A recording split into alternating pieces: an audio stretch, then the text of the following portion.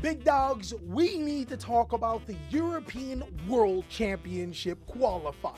This particular event changes everything that we knew about the Infinite Forbidden format. Today, we're going to be talking about the new trends, the new changes, and some things that you need to know about. And Chad and I are going to be discussing how this can affect your game. Let's go ahead and jump on in. What's going on with ya, big dog? And it is an amazing day for Yu-Gi-Oh! I hope that's your day phenomenal.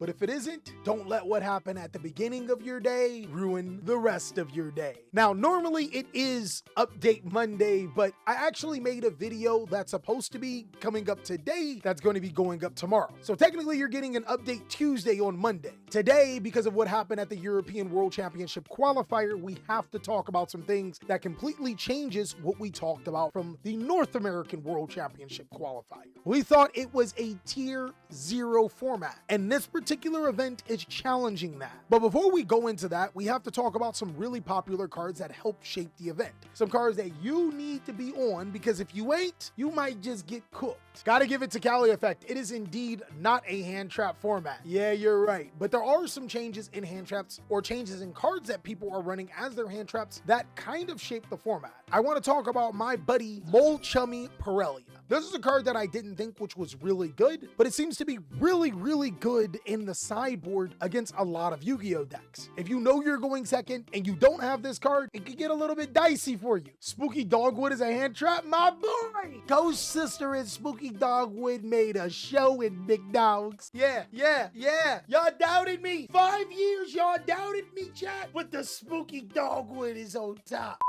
Spooky Dogwood actually does have a couple of applications inside of a competitive Yu-Gi-Oh event. The first big thing is that it makes sure that you don't lose in that turn. If you're going against a deck like Snake Eyes or even Yubel, as long as they're running that Fiendsmith engine, they're going to summon a ton of times, which essentially means that you're going to gain a lot of life points. I know that you're thinking that in the Yubel strategy, they summon 0 attack monsters, but they also summon a ton of monsters that aren't 0 attack. This is incredibly good when you don't want to lose the game, but there's a little bit more nuance to it. Oftentimes in this format, players are taking 20 to 30 minutes just to finish game 1. That means that if you're going into a huge event and you have 40 to 45 minutes to be able to continue the game, then a lot of times it's going to mean that game 2 is going to be the last game, which means if you Ghost Sister and Spooky Dog with them for 30,000 life points, it's going to be really hard to lose. Spooky Dogwood is only play for time, not as a legitimate strategy. Oh, Crimson, you couldn't be more wrong. I think if you are a Tenpai Dragon player, playing Spooky Dogwood is definitely strategy. Because, like I said before, the deck is based on not losing on your opponent's turn. And also, since Spooky Dogwood guarantees that you don't lose against non-Tenpai Dragon decks, it is prime strategy to be able to make sure you can always have a chance to OTK your opponent. Essentially, I'm saying that this water card is busted in this fire deck. Another card that we're going to see a lot is Dimension Shifter. Now, Dimensional Shifter is crazy good against the top Yu-Gi-Oh decks. Yubel and Snake Eyes will struggle against this card. And just about any deck that is incorporating the Fiendsmith engine is also graveyard reliant. This means that Dimension Shifter collapses up the meta. I also noticed that Fantastical Dragon Phantasme was still doing a strong showing, allowing you to see cards, and Book of Eclipse was crazy. My favorite part of the stream was when a player used Book of Eclipse to flip monsters face down, not only to stop the opponent's turn, but to get under Rivalry of the Warlords. If you guys have a favorite part of the stream, I want to see what you guys have to say. Maybe it was the Magical Musketeers gameplay, maybe it was something else. When are we getting the rogue decks for this format, Callie, or did I miss it? My boy, there are so many good rogue decks. Let's go ahead and talk about the European World Championship qualifier. There were 2,285 duelists. A little bit less than the North American Championship qualifier, but definitely still a very big event. And out of that big event, so many people popped out, but only one could win. There was a top 64, of course, because there was enough rounds. And out of that top 64, 7 of them were Tenpai Dragon, 3 were Ritual Beast, 28 Snake Eyes, which is actually a lot less than last time, 6 Yubel, 1 Rescue Ace, 2 Runic, 1 Gimmick Puppet, 1 Labrynth, 2 Memento, 1 Purrely, 1 White Force, Force, and 1 Magical Musketeer. Now there are 10 unknown spots, and I'll be sure to get you guys updated as time goes on, but so far the meta is looking decently balanced. If Snake Eyes keeps dwindling in numbers, probably even gets to that 15 range, hopefully, then maybe it would be a very fair format with just price restricting us. But I think a cool thing about this format is that you may want to try to incorporate the Fiendsmith engine in your deck. If you can, you have a strong chance at being able to win. I know that it's a little bit pricey, but it does pay off. And I think the best way to show it is this Purrely Fiendsmith deck that actually got into the top 64. Now, congratulations to Sebastien.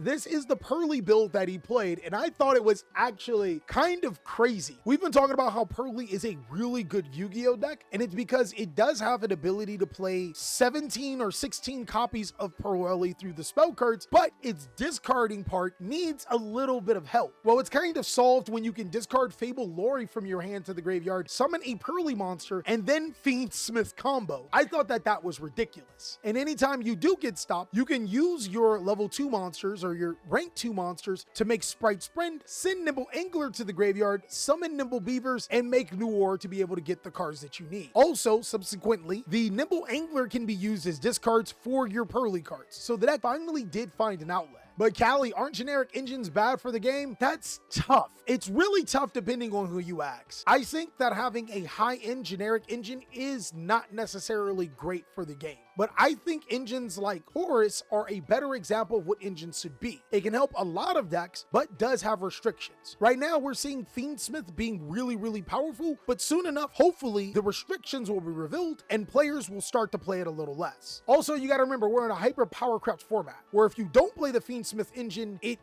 kind of bad luck for you. But when the ban list does come out, I think that you won't have to play this engine, but for right now, I think that's the thing. But yeah, this deck's hella cool, and I gotta give it to Sebastien for cooking in here. Would you say that it ruins the game if powerful engines are always very expensive? I think that that is a bad thing to have, but also maybe one of those necessary evils that you have to have in the game. See, if an engine is very cheap and everybody can have access to it to play it in their old school deck, in theory, sets won't sell, which means that the company will suffer. So if engines are decently expensive and hard to get, it incentivizes you to be able to buy sets, which in turns gives profit to the company. I think that engines should be a little bit more restrictive, and I do think that they should be a little bit cheaper, but as far as making them very accessible to get, I think there's an argument to be made. Do you think we are needing a very hard reset during the ban list? Oh, that one's really tough, and it's mainly because there are so many cool decks that actually did make the top cut at the European World Championship. Take, for example, this Memento deck, guys. You gotta see it. It's not necessarily anything crazy, but it does show that other decks can compete. Now, this Memento deck is from Vladis Baronoviskis. Pretty confident that I butchered that name. And this isn't the only Memento deck that made it into the top 64. This deck is creeping, and it's getting stronger and stronger as players are starting to jump onto the train. Unfortunately, this is another strategy that you do need the Fiendsmith cards for, but as you can see, it gives an entirely different style as opposed to the Purrely deck that was more focused on being able to abuse the Purrely needing a discard outlet. This deck uses the Fiendsmiths to be able to provide cards like Appaloosa Bow of the Goddess to protect itself for the Memento combo, which is fairly strong. I think Memento is one of those decks where the Fiendsmiths makes it stronger and actually kind of fits the theme of the deck, but if you can't afford the Fiendsmiths, Mementos by itself can be pretty decent as well. Now, there are some other strategies that can compete without the use of the Fiendsmith engine. Vincent Orifino got a top with White Forest Runic alongside of Joshua Smith. There's also Tenpai Dragon, which is a deck that doesn't use Fiendsmith alongside of Ritual Beast. We'll talk about those two decks later. I want to say the amazing thing about that is once we get from top 64 to top 32, the numbers of Snake Eyes completely dwindle. We still have 5 Tenpai Dragon players, 1 Ritual Beast player, 17 Snake Eyes players down from 29, 3 Yubel down from 6, Rescue Ace advanced with 1, Runic advanced with 2, Gimmick Puppet and Labrynth both advanced with 1 each. This pretty much means that the Snake Eyes Fiendsmith deck is not blowing everything out of the water. It means that other strategies can compete. Me personally, I absolutely love it, and we get to take a look at another Labrynth deck list that used the Labrynth deck list before as a reference to be able to dominate. Let's go ahead and look at it. This is try Thai Labrynth deck. If you guys seen my last video talking about the North American World Championship qualifiers, then you'll see some similarities. Just the 3 copies of Lady Labrynth in the Silver Castle, 1 copy of Lovely Labrynth in the Silver Castle, and we got skill drains, Gozen, rivalry, a little solemn strike spice, but this one actually played Dimension Shifter. I think that this deck is Labrynth in a nutshell, guys. This deck just won't give up. It's a very powerful deck that once it starts to get going, you can get cooked by it. And I don't know exactly how Gimmick puppets have survived for this long. I don't think it's a legitimate deck, but shout out to Lucas Mismacque. You guys know we should just get used to me saying names wrong. Gimmick puppet FTK did see a little bit more showing inside of the North American Championship, but from my research throughout all of the regionals and this one, this is the only deck list at top. I think that this is a dwindling deck that won't see more play outside of the first couple of months of competitive play for info, and is a fairly powerful deck that can FTK, but once all of the players have caught up by watching the meta counter guide, this deck will no longer be a threat. Moving on to the top 16, there were 3 Tenpai Dragon players. Ritual Beast made into the slot, 10 Snake Eyes, down by 7, 1 Yubel, and 1 Rescue Ace. And unfortunately, I wasn't able to get Chris Maracus's Rescue Ace, but I do have another Rescue Ace player that topped over the weekend. Now, this is the 3rd place Greenville Regional Rescue Ace deck list by Logan Kite. Congratulations. There may be an error. I don't think he ran Celine inside of his extra deck, but everything else is pretty accurate. And this just goes to show how Rescue Ace can be a really good deck. Not only did it top in the nationals for Berlin, it actually topped in quite a few regionals. And one of the best things about this is that you can mix both the Yubel engine to be able to get into your Rescue Ace Hydrant, or to be able to use it as an additional extender. You can mix the Fiendsmith cards to get into your Fiendsmith plays to be able to protect or insulate your combos or extend even further. He did also say that M7 was really good at recurring resources back to his hand and allowed him to play further when his turbulence did get stopped. Unlike Gimmick Puppet, I think that Rescue Ace is the real deal, guys. This deck has been topping consistently and goes at a pretty high pace. Unfortunately, it didn't make it to the top 8, but you won't believe it, as in the top 8, only 4 Snake Eyes made it, and that's crazy. Snake Eyes actually weren't in the finals, which is really, really good for Yugioh, because for the last who knows how long, Snake Eyes has won every major event. But for it to be one in the top 4 and not in the finals, I think is really big. Konami may not have been correct to not address certain things on the ban list when we got into Infinite Forbidden, but allowing us to play it out and see what would happen under the correct circumstances does seem to be a thing that's working for us. We're not even gonna look at Snake Eyes, guys, because I'm pretty sure it's the exact same deck, and we don't have the deck list of the top 4, but what we do have is Yubel in the top 4, which I think is pretty cool. Shout out to Giovanni Barone, as his Yubel deck is, I ain't gonna lie, it's kind of cool, but it seems decently standard, except for the 7 bestial monsters in his deck. Hey, who you trying to take out, bro? I love how the deck is 45 cards, which helps you minimize on your breaks. It has a ton of hand traps to be able to help stop your opponent, and then it even has the spooky dogwood. Even Giovanni knew that the tech was right there. Spooky dogwood was the best card in the entire event. Are you saying that Fiendsmith saved the format instead of destroying it? In theory, it gave Snake Eyes a bigger ceiling, but it also gave it more weaknesses. On top of that, it made a lot of other strategies like Yubel, Rescue Ace, etc. stronger too. Yeah, you might be right. Fiendsmith may have saved the format as opposed to ruining it. The only big problem is, like we said before,